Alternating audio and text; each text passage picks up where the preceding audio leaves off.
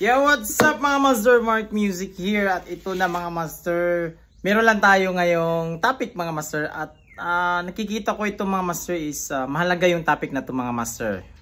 Marami po yung di nakakaintindi dito about dito mga master sa ano ba ang practice at yung tinatawag na rehearsal. Yan. Kasi ito mga master, naalala niyo mga master, last time pumunta pa ako doon sa Igabas, Magsaysay, Zion Church. Yan. At ito yung video na yun mga master.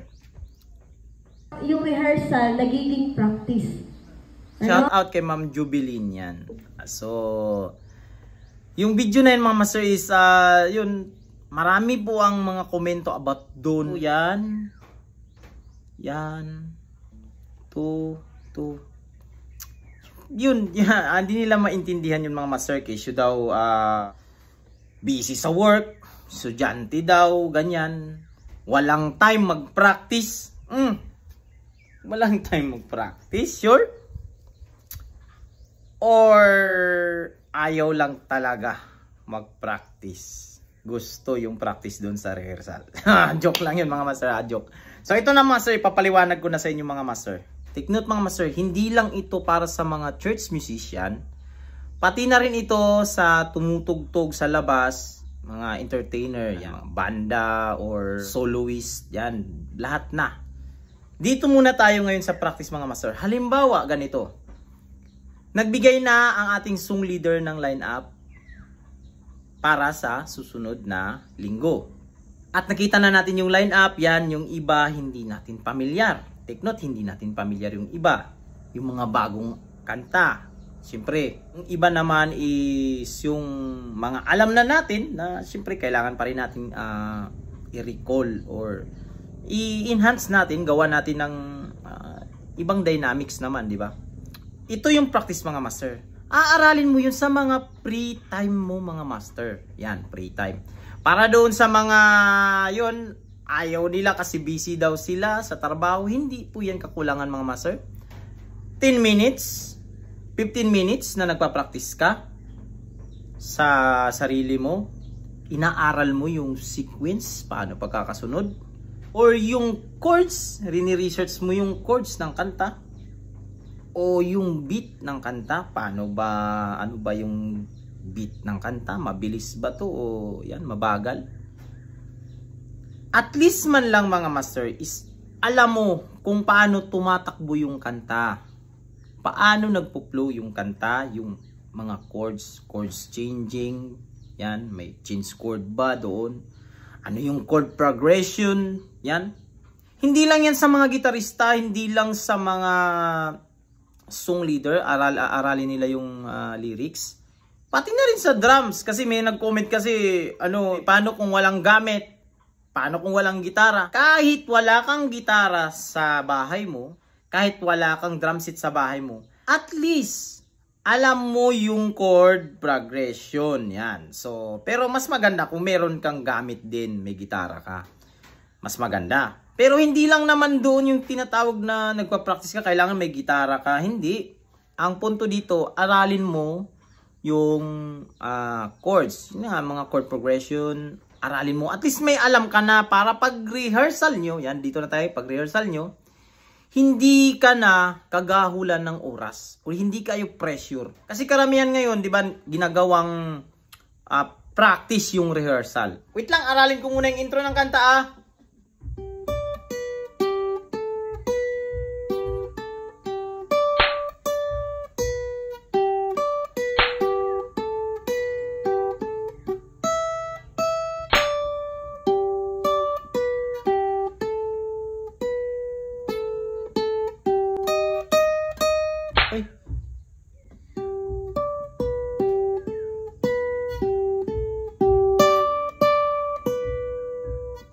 ba yun?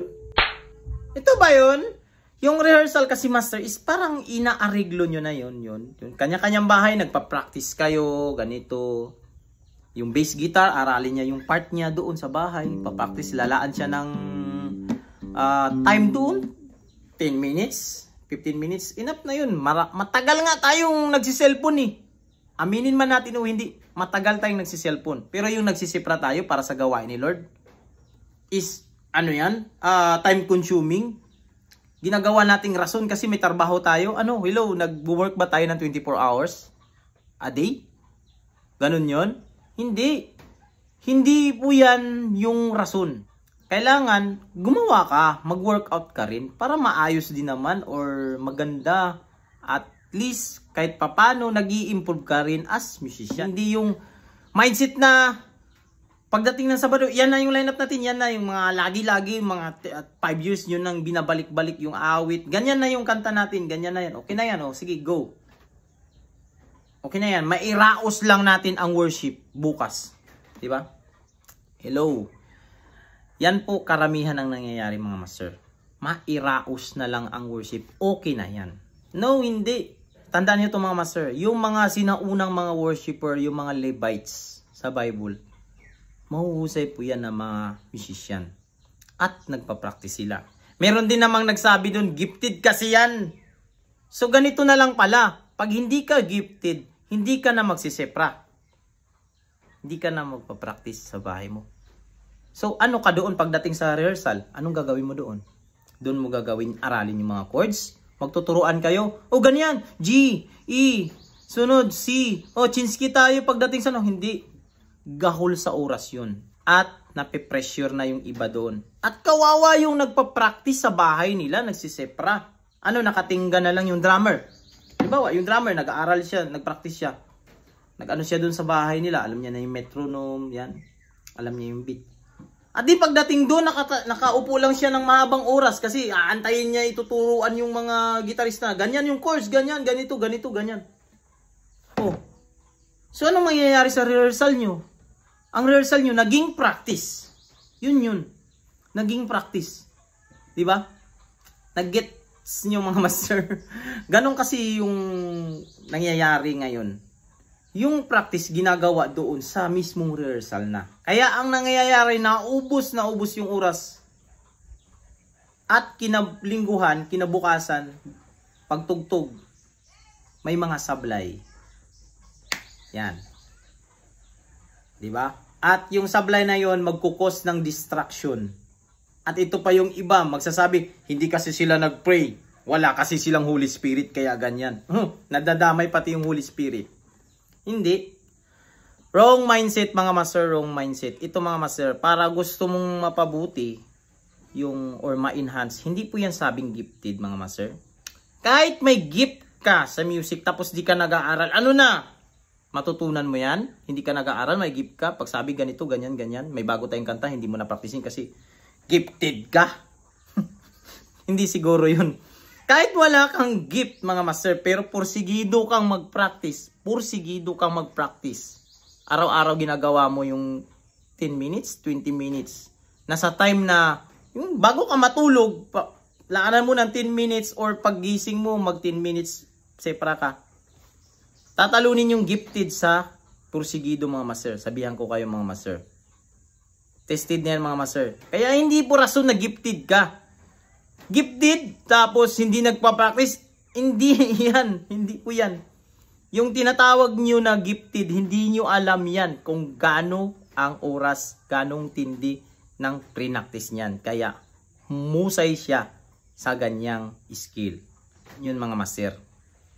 Ang key dito is practice, hindi po yung gifted ka. Yan.